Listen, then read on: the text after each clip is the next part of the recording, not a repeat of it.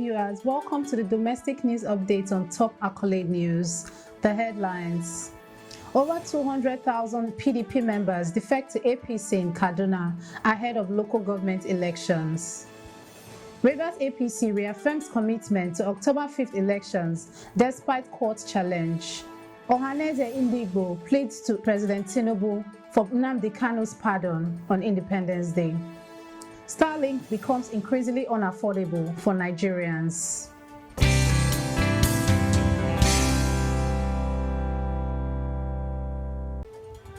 In politics, over 200,000 PDP members defect to APC in Kaduna ahead of local government elections.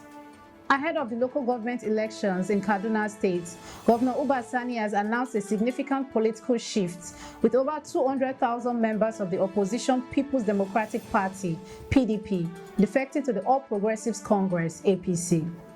During a campaign rally in Kaduna, Sani attributed the mass defection to his administration's commitment to justice, equality, and transparency.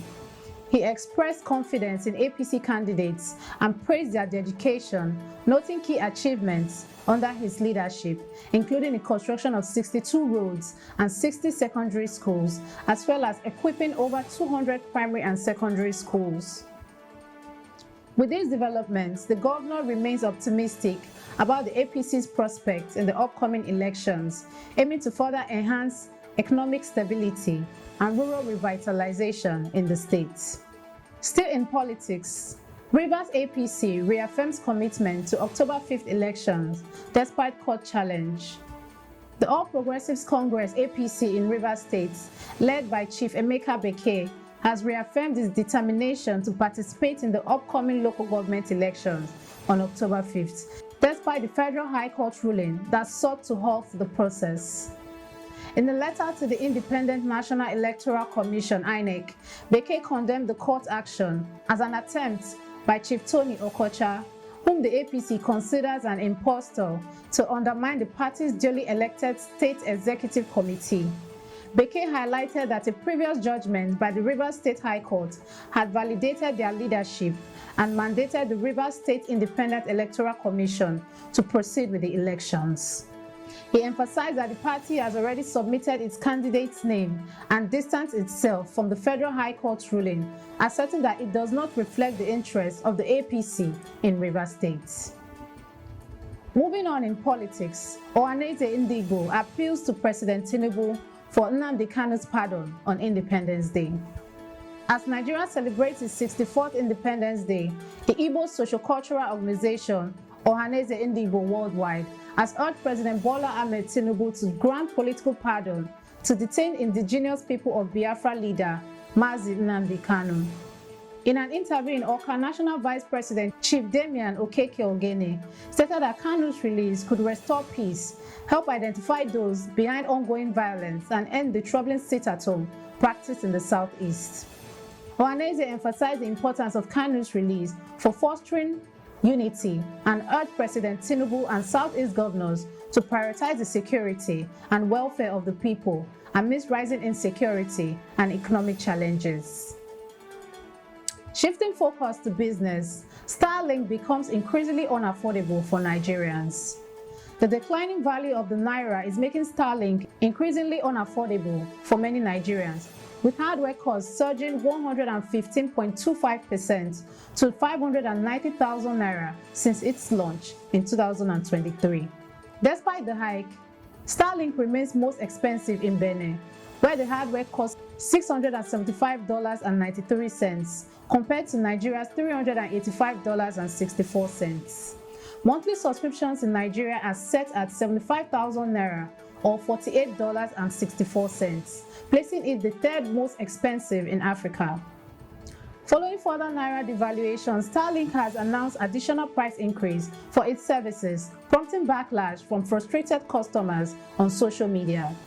Some users have cancelled their subscription, while others express their determination to stay despite the rising costs, highlighting the struggle of coping with high living expenses in Nigeria. You are watching the domestic news update on Top Accolade News. Do stay with us. Still to come.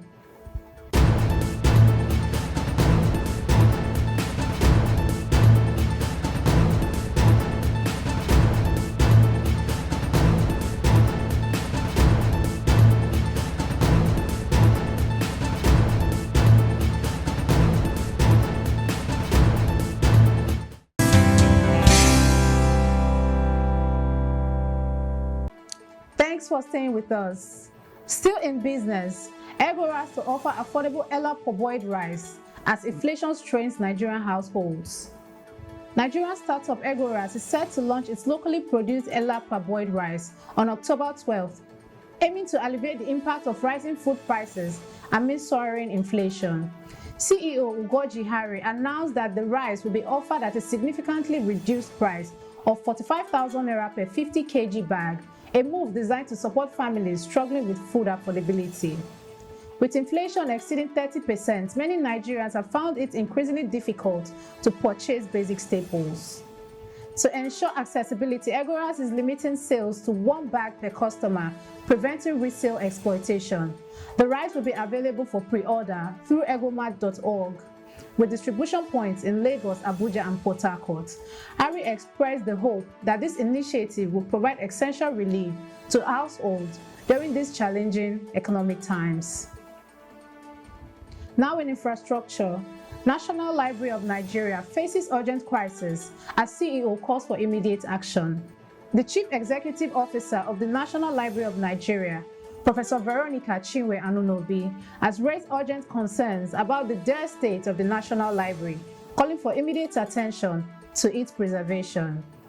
At a recent press conference, she highlighted critical issues such as the lack of permanent headquarters, deteriorating resources, insufficient staffing, and inadequate funding that obstruct the library's ability to function effectively. Echoing her sentiments at the Nigerian Libraries Association conference in Bauchi, Chairman Vincent Giwa Franklin pointed out that many public libraries are burdened with outdated materials and lack modern facilities. This neglect reflects the broader crisis in Nigeria's education system, which has suffered from poor allocation and management, leading to a decline in reading culture among students. As the government faces mounting pressure to revitalize public libraries, stakeholders are calling for increased investment and support to improve resources and infrastructure, ensuring that libraries can once again serve as vital educational and civic spaces. Now in entertainment, Damikraine joins Wizkid Davido feud.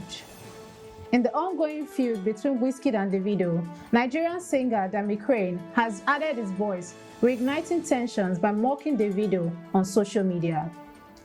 After Wizkid dubbed Davido Froggido, following a clash over song release dates, Damikraine chimed in on X, questioning his identity and insinuating that Davido owes him money. This comment sparked varied reactions online, with fans debating the merit of both artists.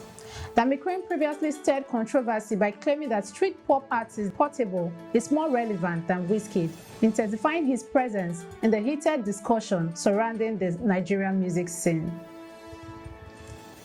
Now in sports, Igbo questions public patience amid call for permanent Super Eagles role. Interim Super Eagles coach Austin Eguavon has expressed reservations about taking on the role permanently, following a recent 3-0 victory over the Republic of Benin and a goalless draw against Rwanda.